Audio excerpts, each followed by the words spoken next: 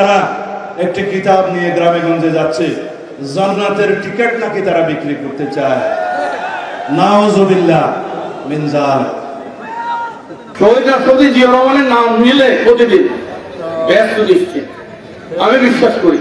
আমরা বলি কি জানেন, তোমরা নয় বরং শহীদ জিয়ার দল করলে ব্যস্ত যেতে পারবা। জামাত ইসলামী ওলারা বেহেশতের টিকিট বিক্রি করে, আর যারা আমাদের দল করবে তারা জান্নাতে যাবে।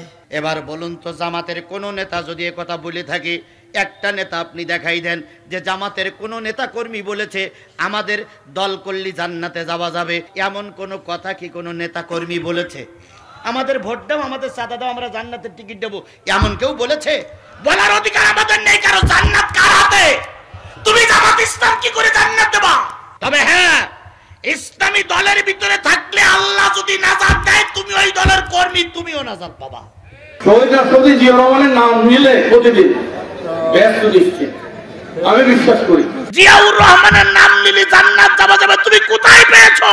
আমরা কি একবারও কেউ বলেছি সাইদি সাহেবের নাম নিলে জান্নাতে যাওয়া যাবে?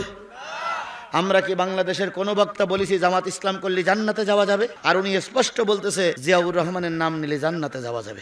নেতা বলতেছে জামাত ইসলামী ওলারা বেহেশতের টিকিট বিক্রি করে, জামাত ইসলামীর নেতাদেরকে লাল কার্ড দেখাও, আর যারা আমাদের দল করবে তারা জান্নাতে যাবে। এবার বলুন তো, জামাতের কোন নেতা যদি এ কথা বলে থাকে, একটা নেতা আপনি দেখাই দেন যে জামাতের কোন নেতা কর্মী বলেছে আমাদের দল করলে জান্নাতে যাওয়া যাবে। এমন কোন কথা কি কোন নেতা কর্মী বলেছে? আমাদের ভোট দাও, আমাদের চাঁদা দাও, আমরা জান্নাতের টিকিট দেবো, এমন কেউ বলেছে? বলার অধিকার আমাদের নেই। কারো জান্নাত কার হাতে? তুমি জামাত ইসলাম কি করে জান্নাত দেবা?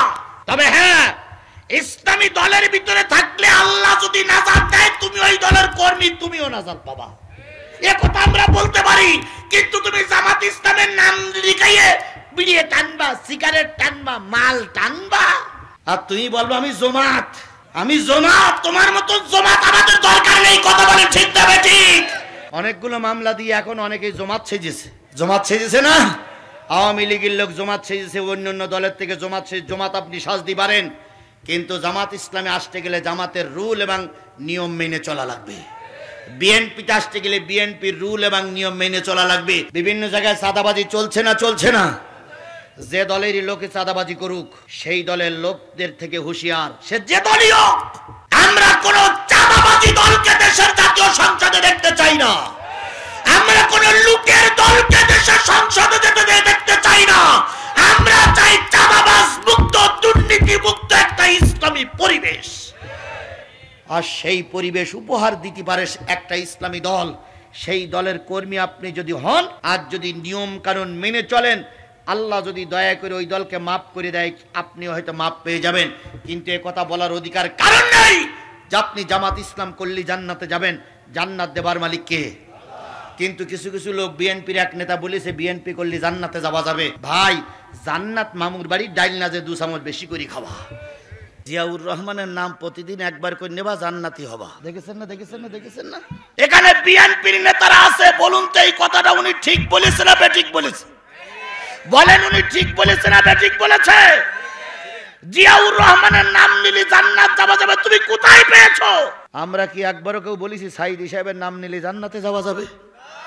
আমরা কি বাংলাদেশের কোন বক্তা বলেছি জামাত ইসলাম করলে জান্নাতে যাওয়া যাবে? আর উনি স্পষ্ট বলতেছে জিয়াউর রহমানের নাম নিলে জান্নাতে যাওয়া যাবে। এই সমস্ত কথার কারণে বিএনপির জনপ্রিয়তা কমতেছে না বাড়তেছে? তারেক জি, আপনি বাইরে আছেন, আপনার কর্মীদের সামলান, আপনার কর্মীদের সামলান। এভাবে যদি কথা বলতে থাকে, একদিন জনপ্রিয়তা তলানিতেই থাকবে। কুমিল্লার 14 গ্রামে ওই একই জায়গায় সমাবেশ করেছে মসজিদের সামনে। মসজিদের সামনে সমাবেশ করতে যেয়ে মুয়াজ্জিন যখন আজান দিতে এসেছে, মুয়াজ্জিনকে বলেছে আজকে মাইক আজান দিয়েন না। আপনারা ফেসবুকে ঢোকেন, ইউটিউবে ঢোকেন, আমার কথা এখনই ঢোকেন, এখনই বসে ঢোকেন। যদি কথা মিস হয়, জাতির কাছে আমি ক্ষমাসুই কথা উইডোরও করবো। ওনারা বলেছেন মাইক আজান দিয়েন না, তো উনি বলতেছেন মাইক আজান দেবো না কেন? কয় মাইক আজান দিলে সমাবেশের ক্ষতি হবে। মাইক আজান বন্ধ করে দিয়ে একজন আজান দিলেন। মুয়াজ্জিন সাহেব কিছুক্ষণ পরে, মুয়াজ্জিন প্রকৃত যিনি মুয়াজ্জিন তিনি ছিলেন না, কিছুক্ষণ পরে এসে বলতেছে আজান। তখন বলতেছে স্যার, এরা আজান দিতে মাইকে নিষেধ করেছে, এরা বলেছে যে মুখী আজান দেন। মুয়াজ্জিন সাহেব ওদের কাছে কৈফিয়ত তলব করলেন। কাছে মুয়াজ্জিন সাহেব বেশি বাকবাকুম করবেন না, আজকের সমাবেশের ক্ষতি হবে, মাইক আজান দেওয়া যাবে না। মুয়াজ্জিন সাহেব তখন মাইকি বললেন যে আজান হয়ে গেছে মুখী, আপনারা মসজিদে নামাজ পড়তে আসেন। উনি বলতেছেন মসজিদের সামনে, একেবারে মসজিদের সামনে স্টেজ করার কারণে অনেক মুসল্লি নামাজ পড়তে এসে ফিরে গেছে।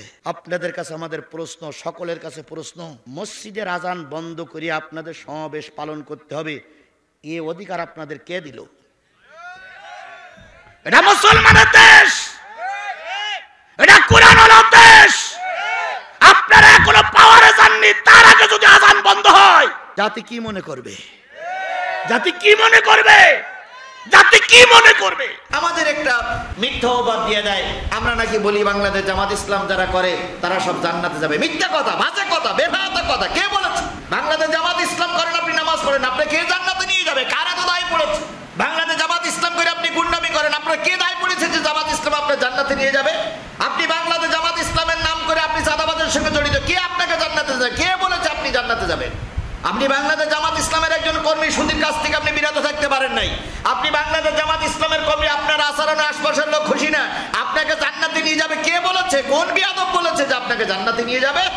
হ্যাঁ, জান্নাতে যেতে গেলে যে গুণগুলো অর্জন করতে হবে সেই গুণগুলো আমি বলতেছি মানে কে বলতেছে? আল্লাহ বলতেছে এই গুণগুলো অর্জন করুন। আপনি জামাতের কর্মী হন, আর ইসলামী আন্দোলনের কর্মী হন, আর বিএনপির কর্মী হন, আর যার কর্মী হন, এই গুণগুলো আপনার ভিতরে আছে, আপনি জান্নাতি। আর এই গুণগুলো নেই, আপনি জান্নাতে দিতে পারবেন না। আপনি দলের লিডার হয়েছে, তাতে কি হয়েছে? আপনি দলের ইউনিয়ন সভাপতি, তাতে কি হয়েছে?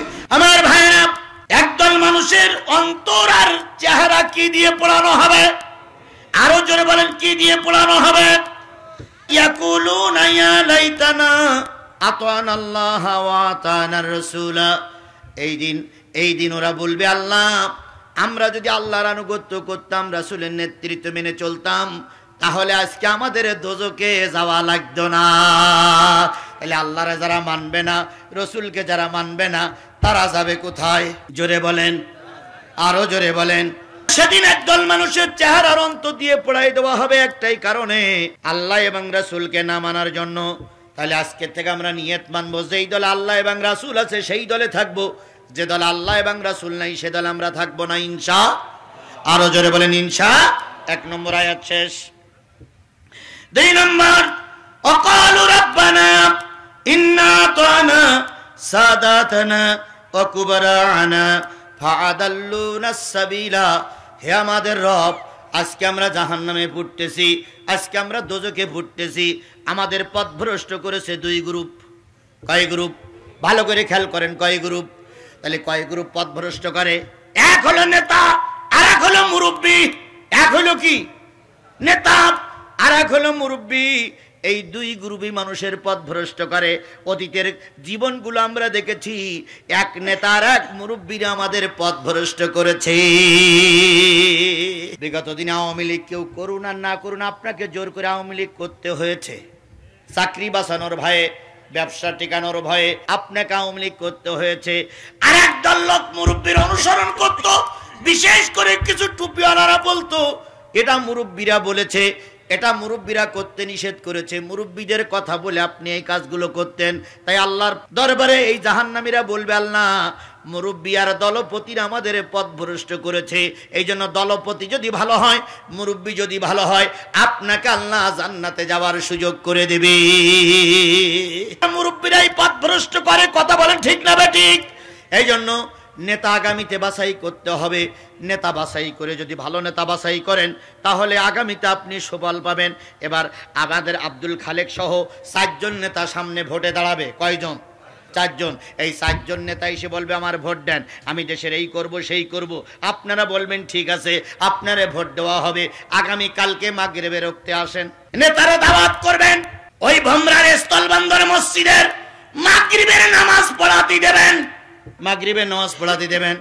নেতা যদি বলে আমি মাগরিবের নামাজ পড়াবো কেন, আপনি স্পষ্ট করে বলবেন মসজিদে 200 মুসল্লি, আর আপনি হবেন 2 লক্ষ মানুষের ইমাম। মসজিদের 200 মুসল্লির ইমামতি করার যোগ্যতা আপনার নাই, আপনি 2 লক্ষ মানুষের ইমামতি করবেন কি করে? আগে মাগরিবের নামাজ পড়ান, তারপরে ভোট চান। পারবেন না? পারবেন না? পারবেন না? কোনো বিরোধিতা করার দরকার নেই। মাগরিবের নামাজে দেবেন, আসর আর জোহরে দেবেন না। খবরদার, আসের আর জোহরে দিলে গুলুজুলু করে পার হয়ে যাবে। এই জন্য দেবেন কোন ওক্তে? মাগরিব আর এশায়। যদি মাগরিব আর এশায় যদি ইমামতি করতে পারে, যদি পিছন দিক থেকে লোকমা না আসে তাহলে বুঝতে হবে হাদিসের ভাষায় সেই হলো আমাদের ইমাম হওয়ার যোগ্য। ইয়াউমুল কওম আকরাহুম লিকিতাবাল্লাহ, সেই ব্যক্তি তোমাদের সমাজের, ইউনিয়নের, দেশের, রাষ্ট্রের নেতা হবে যে সবচেয়ে শুদ্ধ করে কোরআন শরীফ পড়তে পারে। কি কায়দায় কয় বিসমিল্লাহির রহিম, আমাদের দেশের নেতারা কয় বিসমিল্লাহির রহিম, ওনারাই আমাদের এমপি হয়। কথা বলেন, কথা বলেন, কথা বলেন।